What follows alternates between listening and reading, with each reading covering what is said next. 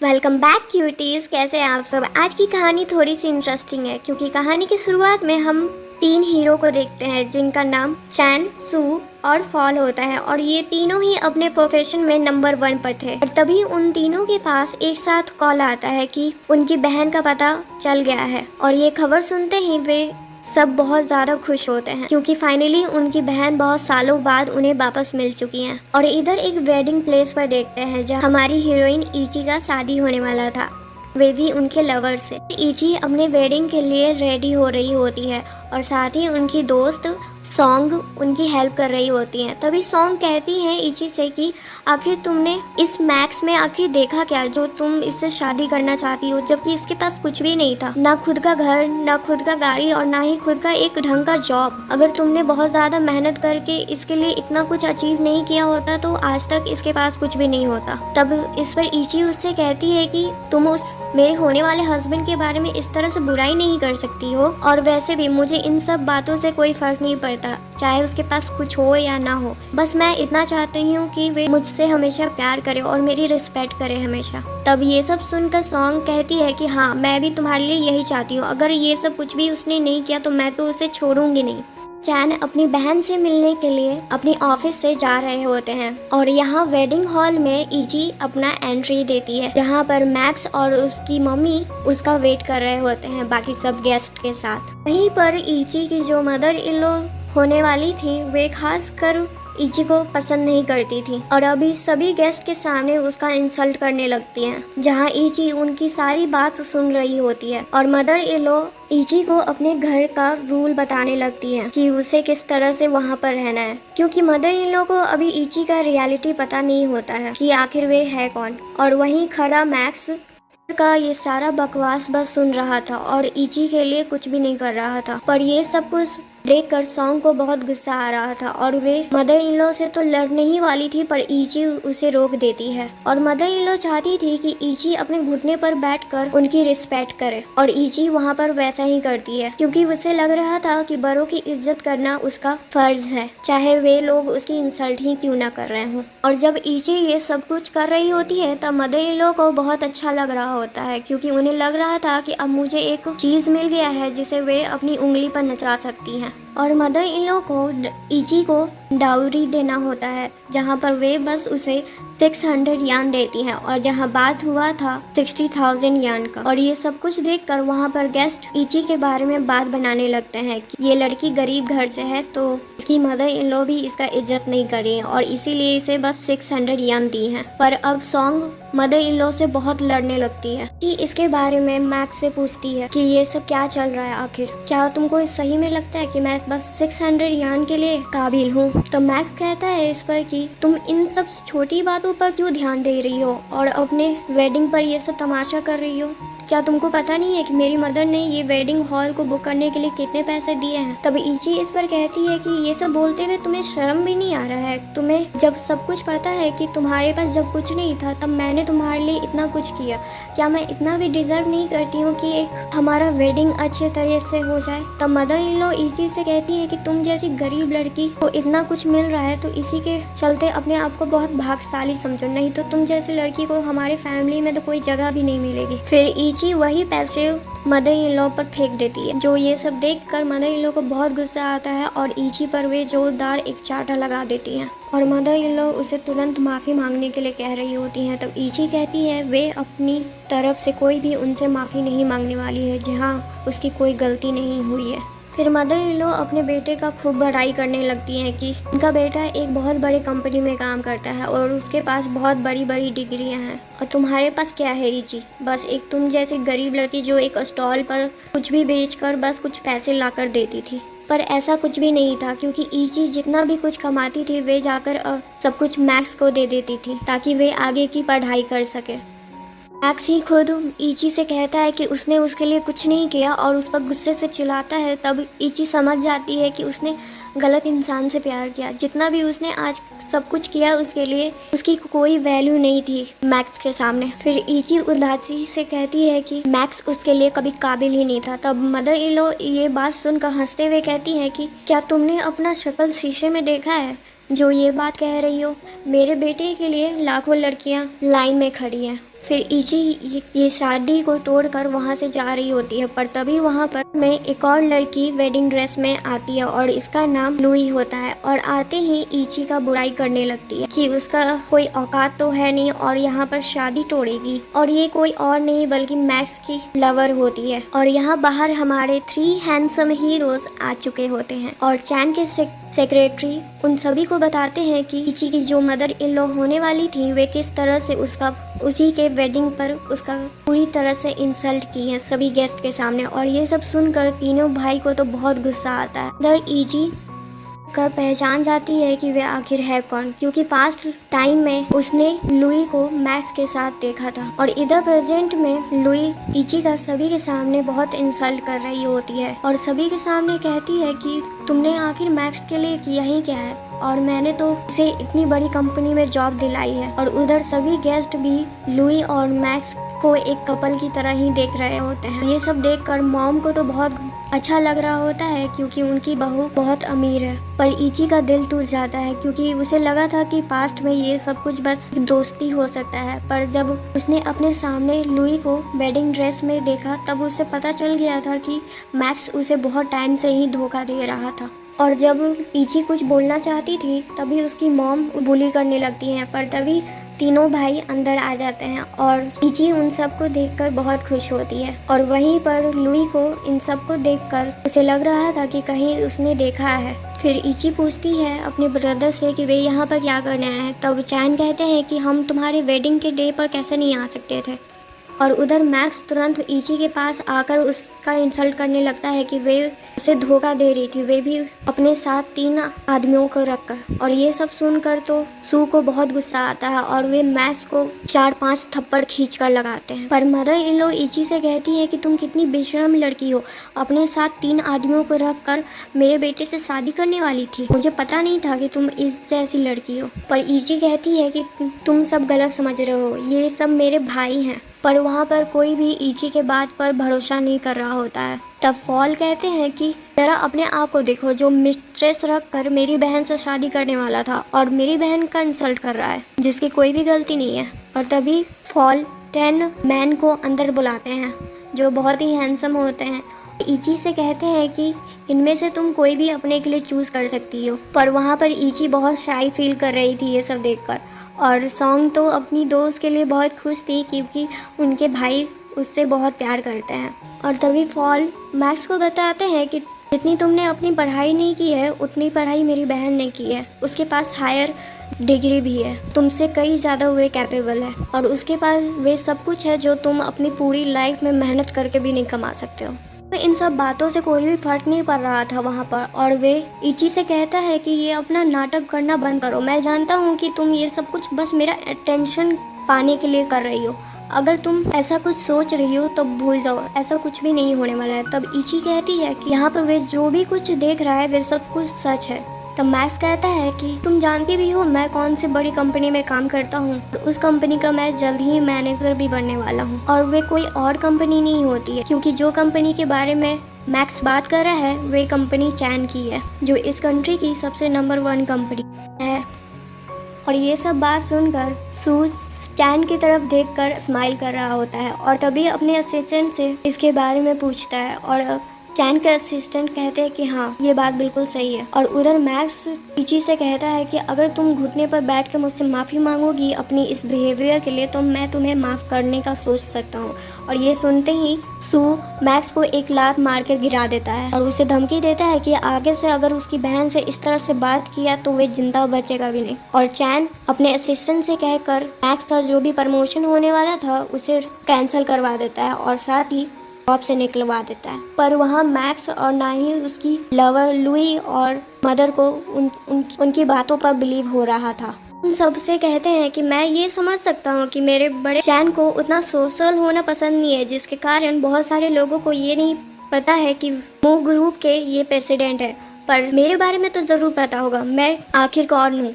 और वहाँ पर सभी गेस्ट फॉल को देखकर पहचान जाते हैं कि आखिर ये कौन हो सकता है, पर लुई को अभी भी भरोसा नहीं हो रहा होता है और वे इची को बुली करने लगती है कि ये सब नाटक उसने बहुत पहले से ही तैयार करके रखा था, और वैसे भी वे मू ग्रुप के बेटों को अच्छे से जानती है। जो सुनकर सू गुस्से में चिल्लाते हैं कि तुम कैसे मू ग्रुप के बेटे को जान सकती हो, तुम तो हमारे गेट के खड़े होने लायक भी नहीं हो। पर लुई को बहुत ज़्यादा गुस्सा आ रहा था। फिर उसके बाद मैक्स भी लुई से बात करता है और कहता है कि क्या तुम सही में मू ग्रुप के सन्स को जानती हो।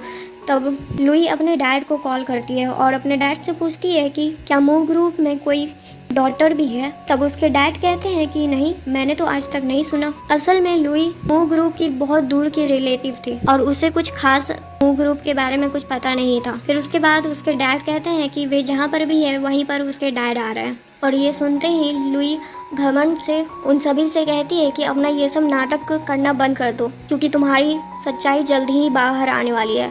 तब चैन कहते हैं कि हमारे डैड का नाम क्या है, और लुई अपने डैड का नाम बता देती है। और फिर उसके बाद चैन अपने सेक्रेटरी से कहते हैं कि इसका भी ठिकाने लगा दो। जो सुनते ही लुई को बहुत हंसी आने लगता है कि आखिर ये अपने आप को समझता क्या है।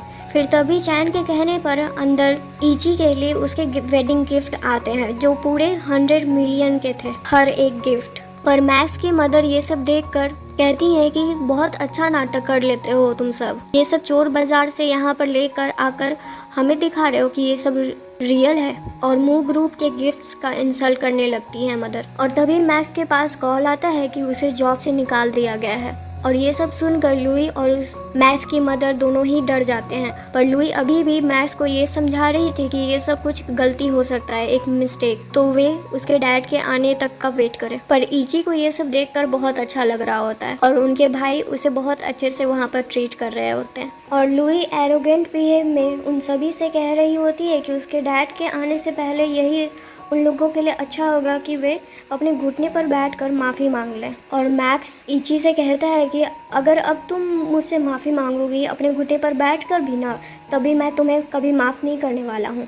और तभी वहाँ पर लुई के डैड की एंट्री होती है और आते ही वहाँ सभी से कहते हैं कि कौन है जो मेरी बेटी को उसके घुटने पर बैठाना चाहता है। और लुई अपने डैड से भोलापन चेहरा बनाकर अपने डैड से कहती है कि डैड देखिए ना, ये सब मुझे बुली कर रहे हैं। और मैक्स एक पालतू डॉगी की तरह लुई के डैड से हेल्प मांग रहा होता है। और तभी जब लुई के डैड चैन को देखते हैं तब वे बहुत ज़्यादा ही डर जाते हैं और चैन से कहते हैं कि बॉस आप यहाँ पर क्या कर रहे हैं, आपको कुछ ज़रूरत है तो आप मुझे बता सकते थे। तब चैन कहते हैं कि मैं यहाँ पर क्यों नहीं आ सकता हूँ, आज मेरी बहन की शादी होने वाली थी। और तभी लुई के डैड को सब कुछ समझ में आ जाता है और वे अपनी बेटी को एक जोरदार चाटा लगाते हैं और कहते हैं कि क्या तुम अब हमारी पूरी फैमिली को ख़त्म करवाना चाहती हो। और चैन के सामने घुटने पर बैठकर अपनी गलती के लिए और अपनी बेटी की गलती के लिए माफ़ी मांग रहे होते हैं। अब चैन कहते हैं लगता है तुमने अपनी बेटी को बहुत अच्छी एजुकेशन दी है। आगे कहते हैं कि तुम्हें मुझसे माफ़ी मांगने की ज़रूरत नहीं है, बल्कि तुम्हें मेरी बहन से माफ़ी मांगनी चाहिए। और फिर उसके बाद लुई के डैड इची से माफ़ी मांग रहे होते हैं और साथ ही अपनी बेटी को घुटने पर बैठाकर उसे भी माफ़ी मांगने के लिए कहते हैं। पर इची कहती है अपने भाई से कि मुझे इन सब को नहीं देखना है अब। और फिर उसके बाद तभी चैन वहाँ पर सभी से कहते हैं कि आज के बाद से लुई तुम्हारी फैमिली का बिजनेस ख़त्म और साथ ही तुम्हारे लवर मैक्स का भी। और ये सब सुनते ही लुई के डैड का तो दुनिया ही कवर जाता है और लुई इची से बस माफ़ी मांग रही होती है, पर अब उसका कोई फ़ायदा नहीं होता है। फिर उसके बाद मैक्स और उसकी मदर दोनों ही इची से माफ़ी मांग रहे होते हैं और कहते हैं कि बस एक छोटी सी गलती ही तो हो गई है, तो हमें तुम माफ़ कर सकती हो, आखिर हम लोग परिवार हैं। तब इची ये बात सुनकर कहती है कि क्या तुम लोगों ने मुझे अपना कभी परिवार माना भी है। और जब मैक्स इची से एक लास्ट चांस मांग रहा होता है तब सू मैक्स को 10 थप्पड़ लगातार लगा देते हैं और कहते हैं कि तुम इची के लास्ट चांस के काबिल भी नहीं हो। पर मैक्स अभी भी इची से चिपक रहा होता है और उसे माफ़ी मांग रहा होता है। पर इची कहती है कि अब हमारे बीच में कुछ भी नहीं रहा है और वैसे भी हमारी शादी टूट चुकी है, तो अच्छा होगा कि तुम अपने रास्ते और मैं अपने रास्ते अब जाऊंगी। फिर उसके बाद इची अपने भाई और अपनी दोस्त के साथ वहाँ से चली जाती है और मैक्स को अब लग रहा होता है कि अब उसके पास कुछ भी नहीं बचा और इधर अब घर पर इची का बहुत अच्छे से उनके भाई स्वागत करते हैं और उसके बाद तीनों अपनी तरफ से एक बहुत सुंदर सा गिफ्ट भी देते हैं जो इची को बहुत पसंद आता है। फिर उसके बाद ब्रदर इची से पूछते हैं कि आगे का क्या प्लान है।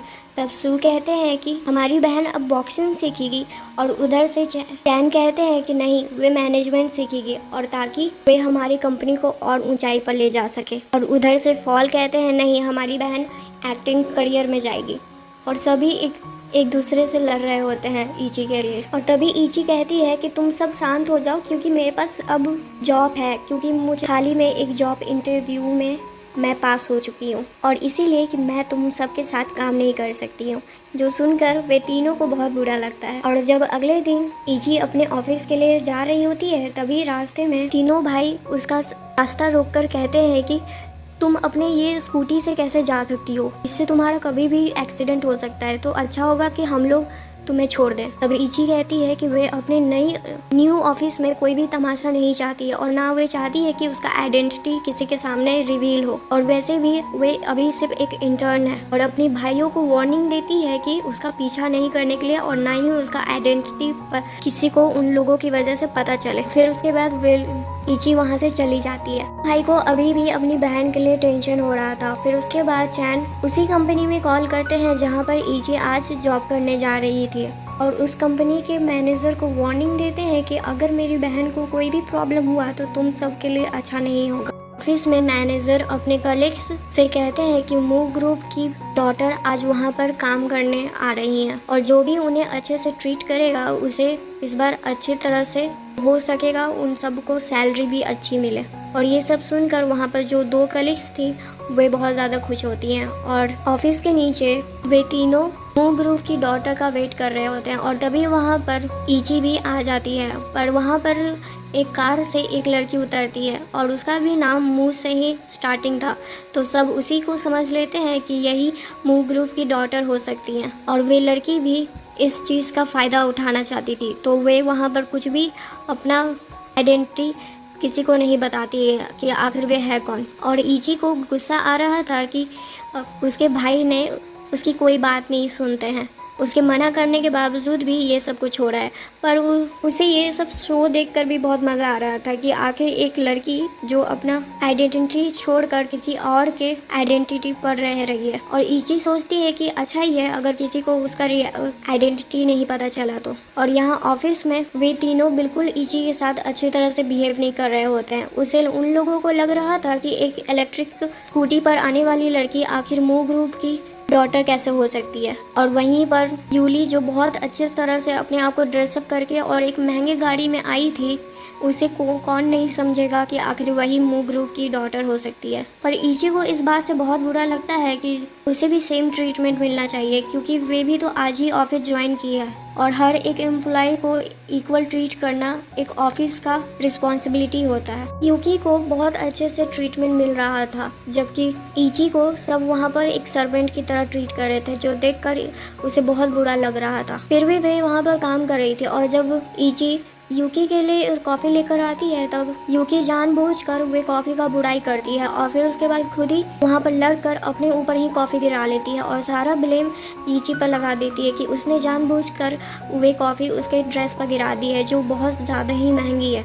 और फिर वे दोनों भी एम्प्लॉय इची पर ब्लेम लगा रहे थे कि उसकी इतनी औकात भी नहीं है जितनी की ये ड्रेस है। फिर यूकी कहती है कि तुम क्या जानती हो इस ड्रेस के बारे में और फैशन का तो तुमको कोई सेंस भी नहीं होगा, ये ड्रेस मेरे भाई ने मुझे ला कर दी है।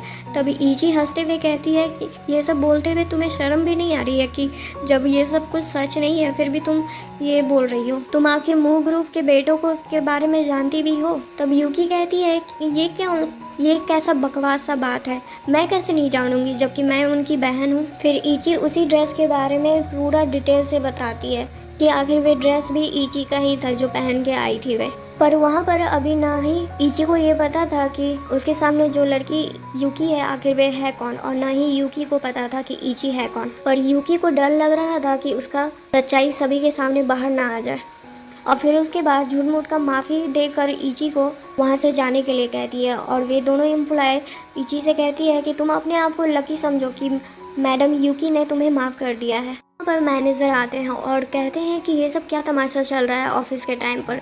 फिर उसके बाद वहाँ पर एक एम्प्लॉय बताती है कि इची ने मिस यूकी के साथ बुरा बिहेव किया है, जबकि ऐसा कुछ भी नहीं था। फिर मैनेजर गुस्से से इची पर चिल्लाते हैं और कहते हैं कि मिस यूकी से अभी तुरंत माफ़ी मांगने के लिए। पर इची कहती है कि उसने कुछ भी नहीं किया है, और वैसे भी मिस यूकी तो बहुत ज़्यादा ही अमीर है ना, तो वे इतनी छोटी सी चीज़ के लिए वे भला क्यों मुझे पैसे देने के लिए कह रही हैं। और कहीं ये तो नहीं ना कि वे अपना ये झूठा आइडेंटिटी सबको बता रही हैं कि वही ग्रुप की डॉटर हैं। और ये सुनते ही यूकी थोड़ा सा डर जाती है, और फिर उसके बाद वही दो एम्प्लॉय इची पर चिल्लाने लगती है कि ऐसा बात तुम मिस यूकी के सामने कैसे कर सकती हो। और वे दोनों मिस यूकी से कहती है कि आपको अपना घर दिखाना चाहिए जो बहुत फेमस है, और साथ ही वो आपके महंगे महंगे ड्रेस हैं। यूकी तो मना करना चाहती थी, पर वे सब उसे फोर्स कर रहे थे, और फिर उसके बाद यूकी को ना चाहकर भी उन्हें हाँ बोलना पड़ता है। और इची तो यही चाहती थी कि वे अपना झूठा आइडेंटिटी कब तक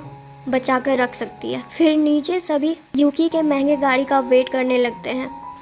यूकी कहती है उन सब से कि तुम सब लकी हो कि आज मैं तुम सबको अपने महंगे से गाड़ी में बैठने का मौका दे रही हूँ। और इची से कहती है कि तुम अपने इलेक्ट्रिक स्कूटी पर ही आ जाना। और इची को कोई शौक भी नहीं था उसकी गाड़ी पर बैठने के लिए। और जैसे ही गाड़ी आता है तब सभी वे गाड़ी को देखकर बहुत हैरान थे कि आखिर ये गाड़ी इतना सुंदर कैसे हो सकता है।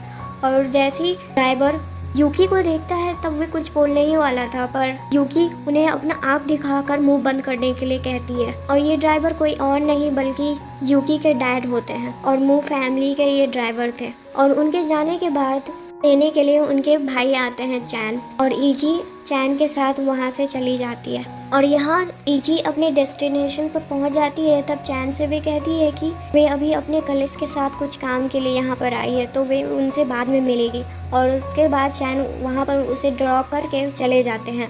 पर इची के कलिस को देखकर ये अच्छा नहीं लगता है कि वे एक महंगी गाड़ी से उतरी है, और इसके बारे में वे लोग उससे पूछते हैं। तब इची को आती है कि वे एक गाड़ी बुक की थी। और यहाँ सभी एक महंगे शोरूम में आए होते हैं, जहाँ उस स्टोर की एक एम्प्लॉय इची को देखते ही पहचान जाती है, पर इची इशारे में ही मना कर रही होती है कुछ भी कहने से। और वे एम्प्लॉय वहाँ सभी कलिस को जाने से मना कर रहे होते हैं, और कहती है कि यहाँ सिर्फ वीआईपी कस्टमर ही आ सकते हैं। और इची के एम्प्लॉय अपना ड्यूटी बहुत अच्छे से निभा रही होती है, पर उसकी कलीग्स बहुत गुस्सा हो जाती है कि आखिर कैसे एक मामूली सी काम करने वाली वर्कर हमें रोक सकती है, जबकि मू ग्रुप की डॉटर यहाँ उसके सामने खड़ी है। तब उस स्टोर की एम्प्लॉय यूकी से कार्ड मांगती है, जो इस सिटी में बस 20 लोगों के पास ही है। पर यूकी के पास वे कार्ड तो था नहीं, तो वे वहाँ पर बहाना कर रही थी। तब इची कहती है कि तुम्हें कार्ड तो अगर तुम्हारे पास नहीं है, कम से कम उसका नंबर तो याद होगा। तब इची कहती है आखिर कार्ड का इतना बड़ा नंबर कैसे कौन याद रख सकता है। तब ये कहती है कि वे सिर्फ 2 डिजिट का नंबर है। फिर उसके बाद यूकी अपने डैड को कॉल करती है और वे कार्ड को लाने के लिए कहती है। उसके डैड ये सब काम करना नहीं चाहते थे, पर अपनी बेटी के चलते उनको करना पड़ता है। और इची को समझ में नहीं आ रहा होता है कि आखिर यूकी किससे बात कर रही थी, और इस लड़की को उसके फैमिली के बारे में इतना कुछ कैसे पता है।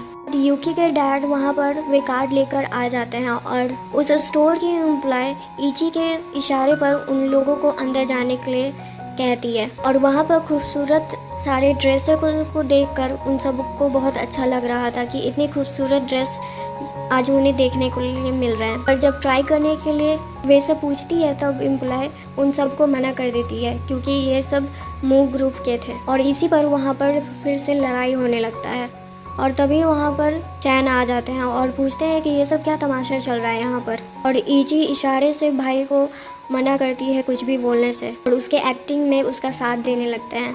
और वहाँ पर एक एम्प्लॉय जब वो चैन से कहती है कि इस एम्प्लॉय को यहाँ से निकाल देना चाहिए क्योंकि ये मिस यूकी के साथ अच्छे से बिहेव नहीं कर रही थी, पर चैन उन सबको बाहर जाने के लिए कह देते हैं। और बाहर जाते ही मैनेजर यूकी से पूछते हैं कि आखिर तुम्हारे भाई ने तुम्हारे साथ इस तरह से बिहेव क्यों किया। पर इची तो इस बात से खुश थी क्योंकि मिस्टर मू चैन ने उसका आइडेंटिटी किसी को भी नहीं बताया। और वे उन सब से कहती है कि उनके भाई बिजी हैं और वे सभी के साथ रूल के हिसाब से बिहेव करते हैं। और इधर इची के तीनों भाई उसके फर्स्ट डे वर्क के लिए उसे कांग्रेस कह रहे थे, पर इची उन सबको डांटती है कि क्योंकि उसके मना करने के बावजूद भी उसके वर्क प्लेस पर वे सब टांग अड़ा रहे हैं अपना। पर सभी भाई कहते हैं कि वे उसकी टेंशन ले रहे थे, इसीलिए ये सब करना पड़ा।